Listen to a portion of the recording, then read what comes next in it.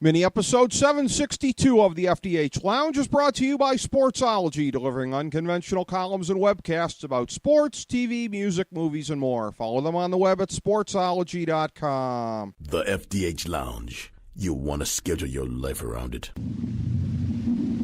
A long time ago, on a gloomy, wet Cleveland spring night, two men stand alone amidst the late-night drizzle. Their voices echo across the vacant station parking lot as they debate the merits of the great American radio show that have been missing for far too long. On that night, an idea was born. That idea became the FDH Lounge.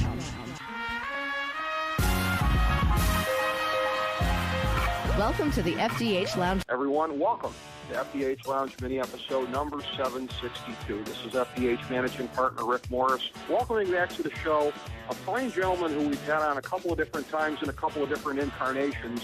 In the latter days of when we were doing full-length episodes of the Sports Talk Network, he appeared on the show then, and also got a chance to record with him. He was kind enough to invite for a recording when I was in New York, actually during the last presidential campaign, and actually had me up to his home, and it was a true pleasure to be able to sit down with him and break down that campaign. And here we are again with an even weirder one than 2012. 2016 has been very, very bizarre, and this is a gentleman who, again, has not only a lot of political insight, but the kind of wit that you certainly need to be able to break down something like this. A political commentator for a long period of time at outlets like Newsday and Fox News. These days you can pretty much find him on any of the cable channels, the cable news channels, pontificating about the election, breaking it down. A author and co-author of books with a number of noted public figures, including former Florida Governor Charlie Crist. By the way, the FDH Lounge is now officially on both sides of the Florida 13th Congressional District race. Charlie Crist running against David Jolly, the incumbent congressman, who is a good friend of five-time lounge guest Bob Barker. So we always say it all kind of comes together in the FDH Lounge. Our guests are on both sides of that one. Co-author of a book with Sean Payton, so I'm sure that Ellis was sneaking some looks over to Monday Night Football tonight. Co-author with such figures as Dwight Gooden, Michael Waltrip. It just goes on and on and on, as well as his other writing that he has done between writing, broadcasting, acting, voiceover work, all that and much, much more. And somebody who, again, is so very incisive on politics. Always enjoy talking to this gentleman. I speak, of course, of the one and only Ellis Henican, who we are proud to welcome back to the FDH Lounge. Ellis, welcome back, sir. A very bizarre evening. What do you make of this presidential debate? I think you might have caught me switching back to football. I just don't know which show had more concussions in it. That's what I'm trying to figure out. Well, there are folks that right now have the temptation, it seems like, to chalk this up as successful a night for Donald Trump as, unfortunately, for your Saints defense. That appears to be the very, very early takeaway in this one here. Again, there have been some other figures that I've seen out there, such as Nicole Wallace, pointing out, yeah, this is the same thing we all said during the primaries. I can tell you, as somebody who was a Rand Paul supporter, who certainly hasn't come home to this ticket, but I have bitter memories of how Trump should have been hoisted on his own petard by his statements previously, and he got away with it. So I'm reluctant to believe that this is the calamitous night that a lot of people seem to think it is early on. Where do you come down on this? Well, no, I'm with you. I don't think that one debate is going to change the dynamics of this. First of all, it's so hard to find any undecided voters this year. I mean, these candidates are so different from each other. I just don't know that many people who are genuinely undecided. But that said, I think you have to say it was a tough night for Trump. I think he started out strong. I think his answers on trade and one or two other topics at the beginning of the show were, in his favor. I mean, I think he held his own and had an easier argument than Clinton did. But I got to tell you, as the night wore on, I thought he lost focus. He got defensive. She seemed to get under his skin. Was able to poke at some kind of raw personal nerves of Donald. And Hillary, who is not always good about keeping her cool, very much did tonight. I think you're seeing a lot of smiles in the Clinton campaign, a lot of nervous explanations on the Trump side, but I don't think anything is going to turn this race upside down. It's still a nail biter. Yeah, that's kind of the sense that I have in looking at it, too. It was one of the things that was very, very intriguing, and, of course, this being the social media age, we can always go in and kind of see what everybody else seems to be saying in real time on Twitter, where they're coming down. Frank Luntz, it was very interesting to be able to follow his live tweeting as he was putting up in real time how his focus group was reacting. And about halfway through, Luntz said that he thought Trump was winning, which kind of surprised me because that's what the undecideds in the group were saying. And I'm kind of with you on that. Who's still undecided at this point? Who are these people? That's weird. Yeah, right? I like It's weird, isn't it?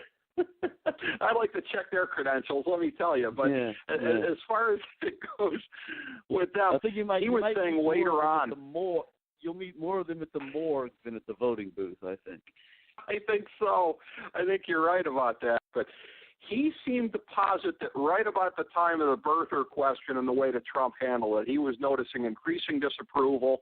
And for the second half of the debate, Trump was saying, okay, Hillary's kind of got it now. It was an interesting trajectory, as you say, in terms of Trump losing focus as he went along. There's a lot that's being made of how the thing really kind of started, and ultimately people were picking up on the sniffling, such that Howard Dean even questioned on Twitter if he had been sniffing coke. So I think that's a first in the history of politics to have something like that go down. But people were questioning whether he was perhaps sick. I tweeted about 10 or 15 minutes into the thing if maybe he was on lewds compared to how he was during the primary debates. But I said, even if he is, this might be a good look for him because I think he needed to be less manic than he was in the primary debates, and he certainly was that. Did you notice anything at all about him at the outset? I mean, these are two figures that you've seen up and close for a long, long time now.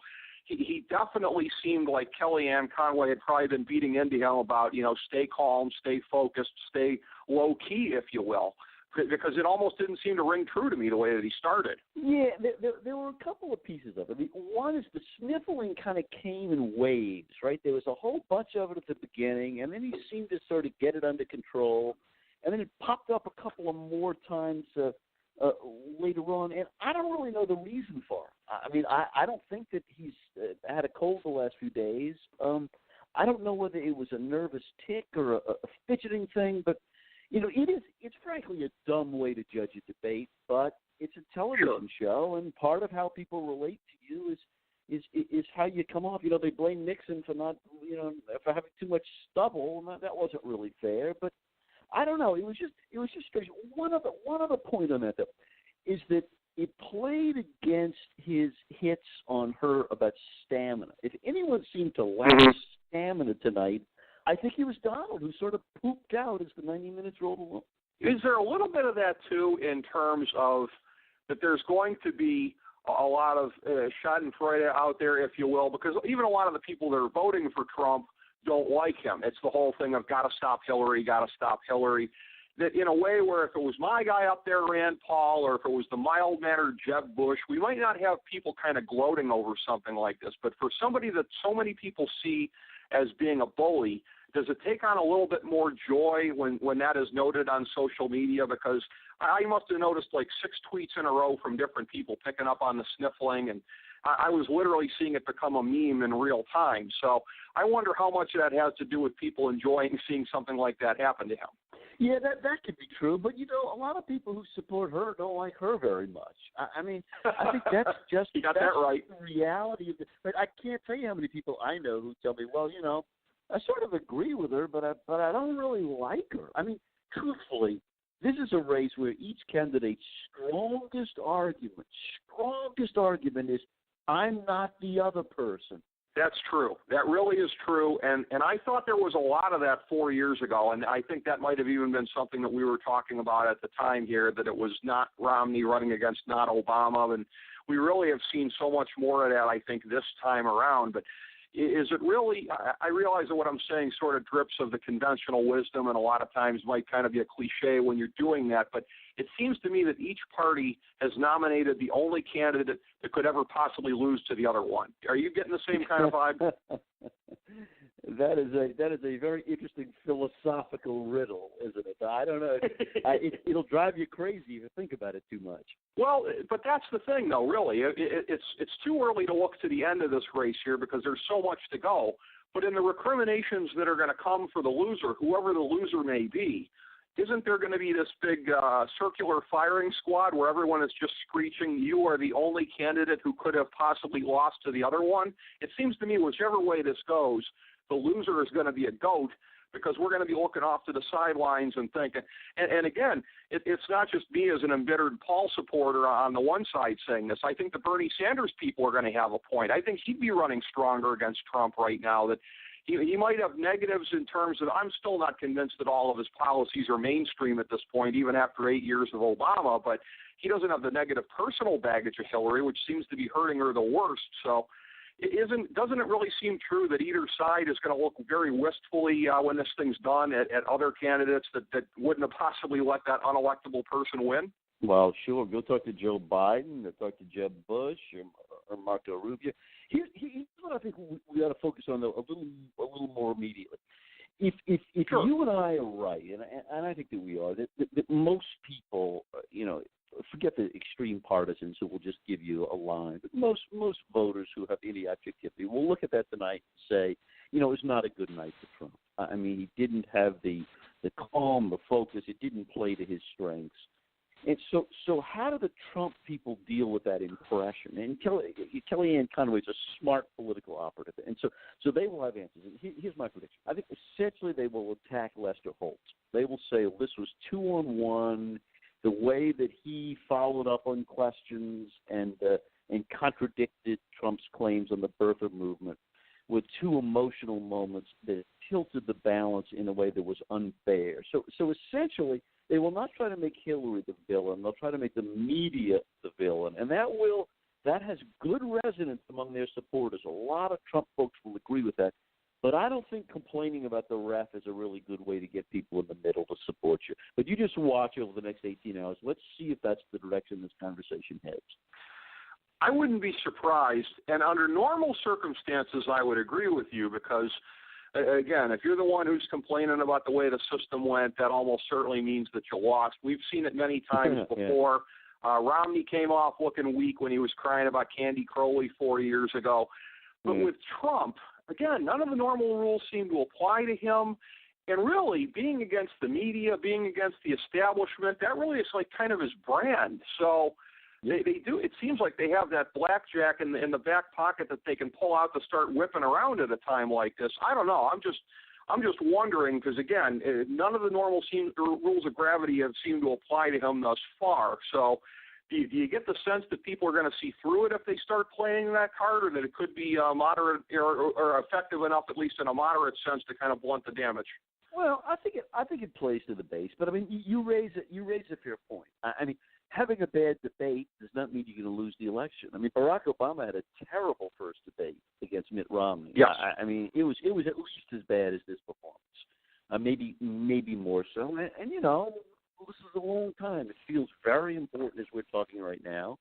But, we still have, a good long run until November. And a lot of other stuff will happen. And so it's a nation that's pretty locked in. 42 or 43% of people can vote Republican no matter what. And 42 or 43 are going to vote Democratic no matter what. You're not going to shake those people. That's true. It's really baked in the cake as far as this being a red-blue country, and that increasingly small sliver of what's in the middle basically helping to decide this thing, as well as turnout, and that's going to be a part of this as well, as far as getting your side fired up for something like this. But in a campaign where we've seen it described a lot of times as almost Brooklyn versus Queens, but one of the most New York-centric presidential campaigns that we've ever seen. I think I was reading you had to go back to FDR and Wilkie to find a similar one like this. Very strange in the modern age, just because you don't get many national Republicans coming out of New York State, much less New York City. But that basically, again, all this is to say, that's right in your backyard here. So you've had a good long time to write about, to study up close, to see these two figures. So coming into this fall campaign, let's step back from the debate for a second, but what were some of the things that you were expecting? Again, a very unanticipated primary season on both sides here, both from Hillary having the stumbles she did against Bernie and Trump winning the thing when nobody thought he would at the outset. What were some of the things you were thinking coming into the fall, seeing these two up close for so long? Well, you're right. I'm right in the belly of the beast. I've been following these folks for a good long time. It is strange, too, because New York is not America. In fact, New Yorkers often talk about New York as if it isn't hardly even part of America. You know, they say, "Oh, what's going on out in America?" You know, and as a guy who grew up in Louisiana, I kind of feel like I have a foot in both worlds, maybe. But it is strange that happened. Here would be my answer to your question. I think the Hillary thing was pretty inevitable. Once big Democrats, including Joe Biden and others, decided not to make the race, it was never genuinely in doubt, I don't think, that Hillary was going to be the nominee. Despite the effective work that Bernie did, he never really was on the verge of beating her. The Trump thing, though, there was almost nobody who genuinely predicted that. And it really was a surprise. And he just outmaneuvered, and with the media skills that he had, out-dominated the 16 other candidates. And he was genuinely the last man standing. I don't think anybody would have predicted that, least of all Donald Trump. And so I think that's the real question mark in it. You know, does a bad performance hurt him? Probably not that much. Does being a jerk on stage cause problems? Not really. That's kind of the brand. You know, tell it like it is, tough talking. So I think we're right about analyzing what happened tonight, but I think we ought to be cautious about trying to predict what the impact on the vote will be, because I got to tell you, I don't think we know. I would kind of agree with that as well. And I think that, again, the sense is that going to be coming out of this that Hillary got the better of it, but that it might just be a relatively small lead in the polls that she kind of builds on to an extent here. The next couple of debates are going to be very important. The vice presidential one coming up next, then the town hall debate with the presidential candidates, finishing with the debate in Las Vegas. It's going to be the same format as tonight. I have long predicted going into the vice presidential debate that all the headlines were going to be, how come these two are on the bottom of the ticket? Because when you look at the solidness and steadiness of both of them, and I have bones to pick with both of them to varying degrees, obviously, but my sense is they both wear much better with the public than these two do. But what are you kind of thinking coming out of this debate tonight and looking ahead to the vice presidential debate and to the two finishing ones with the presidential candidates here in terms of lessons they're going to draw from this and how they're going to apply that going forward? Well, let me give you a cautionary note. Hillary can blow it too, right? I mean, she's not someone who's always that great in public. The issues fell her way tonight. Donald was not in good personal control, but they have two more meetings.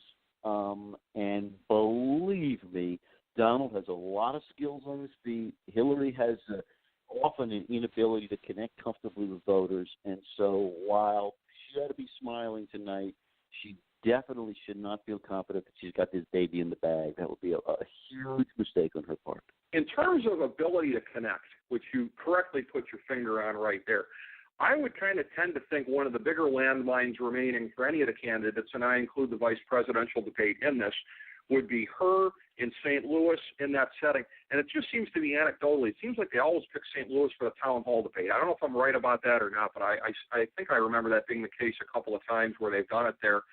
With her inability to connect, the trustworthiness issue that has swirled around her throughout the course of the campaign, does she run a particular risk in trying to have a moment with somebody if there's some disadvantaged person that gets up there and gives a story and she kind of furrows her brow trying to look concerned? Is that a danger for her in terms of that falling flat and people not believing that? In other words, trying too hard in a moment like that, because that seems to me like a landmine that could kind of pop up at her. No, it is. Authenticity is part of the problem. It's just, it's so funny because someone who's been married to Bill Clinton all those years, and you'd think you would have learned some of that stuff. I mean, he is so good at that, and he comes off. Even if you hate him, you got to say, hey, the guy really does connect with folks in a way. I don't know the answer to that. I guess it's just not that teachable. And either you got it or you don't. And when it comes to that natural bonding, I don't know. She just doesn't have it. Yeah, I think you're right about that. You've either got it or you don't, and Trump has more of an ability to kind of project towards people, certainly in a way that's authentic. I mean, he beats her 1,000,000% to zero on authenticity. As far as some of the other issues go, it'll be very, very, interesting to see what the balance is, how it shakes out on that. I will say in terms of that, authenticity, saying whatever in the moment, he never had to pay the price in the primaries. None of the other candidates could ever pin the tail on him on any of the statements that he would make, no matter how damaging they would be, right down to blaming George W. Bush for 9/11 in South Carolina, which a lot of people thought was going to be the death knell of him. Nicole Wallace pointed that out on TV tonight, and it certainly wasn't a death knell, to be sure. But when he seemed to confirm tonight, as people picked up on, when she accused him of not paying any income tax over a period of time, and he seemed to confirm that. Is that something right there? He's talked about gaming the system before, and then his fans just kind of let it go, let it go, let it go. He's a smart businessman. Is that a step too far if he does appear to confirm that he hasn't even paid income tax? Yeah, although I guess you have to ask who the audience is, right? The people who like him consider it a sign of his shrewdness. The people who hate him already. So, you're playing to such a narrow group of people in the middle. Yeah, I guess seeming glib about that is a little dangerous. You feel like, you ought to pay your fair share. I thought that was not a good moment for him.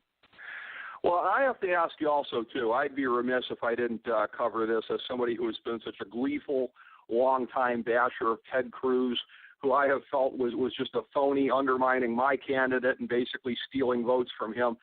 And we've seen the end of his regrettable political career based on his maneuverings, how he has gone, coming here to my hometown of Cleveland, getting booed off the stage during the convention as he tries to play it one way, which at the time I thought was insane, because you have to at least pretend to hope that your candidate wins the election in the fall. That's what Reagan did in 76. That's what all of them did. Ted Kennedy not doing it in 1980 was pretty damaging to him when he was ducking away from Jimmy Carter's handshake afterwards. So I thought he blew it there, and I thought he blew it again by surrendering and getting the few remaining people who still believed in the Ted Cruz fairy tale to now admit that he is pretty much a phony. What did you think about this? Is he toast? You got it. I mean, listen, I can make a case for one and I can make a case for the other. Principle on one hand, support for the party and living up to your commitment on the other. But I don't know how the heck you support them both. I mean, you got to be on one side of that or the other, don't you? You would think so.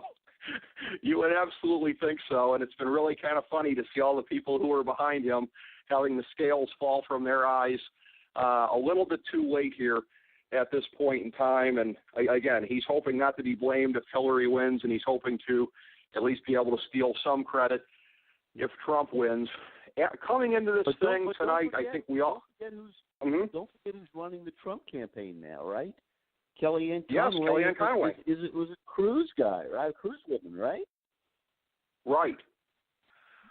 He's brought in key personnel from Cruz, and I have believed that they were probably helping to bridge the whole thing here, too. And the whole thing about the willingness to nominate Mike Lee for the Supreme Court, that was a fig leaf that Cruz has been able to hide behind. Of, they might be putting my boy on the Supreme Court.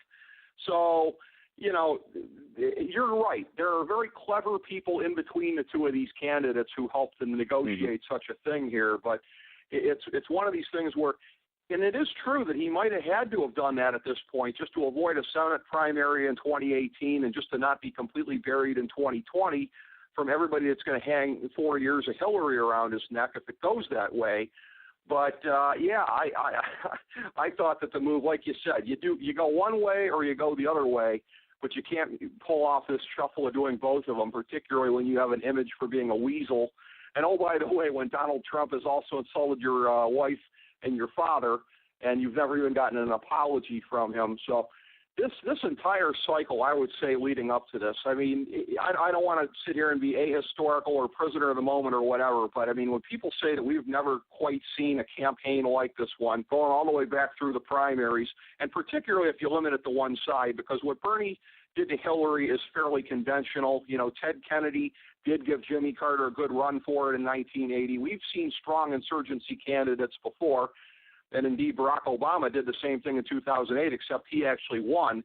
But especially on the Republican side, I mean, I don't want to use the word unprecedented because that would be ahistorical, but very few precedents in history. Would you agree? I can't think of anything like it. I mean, how could that be? I mean, you know, we have a reality TV star, right? I mean, there wasn't even such a thing before. I don't know any parallel. You know, Schwarzenegger, that's not the same thing. Jesse Ventura, some people have used that parallel in Minnesota, but no, this is what's that term they use? Sui generis. Yeah, it has been very, very, very bizarre. And yet at this point, despite Hillary wondering why she's not up by 50, she clings to a narrow lead. Again, early predictions are that it may lengthen a little bit coming out of tonight's debate. My sense coming into this was, again, that she wins probably a narrow victory. I would say probably by a little bit less so than Obama did last time, whether it be in the popular vote or in the Electoral College. I'll kind of stick to that at the moment here. Is that your sense of how this whole dynamic appears to be shaping up at this snapshot in time? Well, yeah, I'm glad you put this snapshot in time because I would say that's good. Coming in, he would be my summary. Over the past couple of weeks, Trump has clearly gained ground on her. I mean, she has had a bad 2 weeks.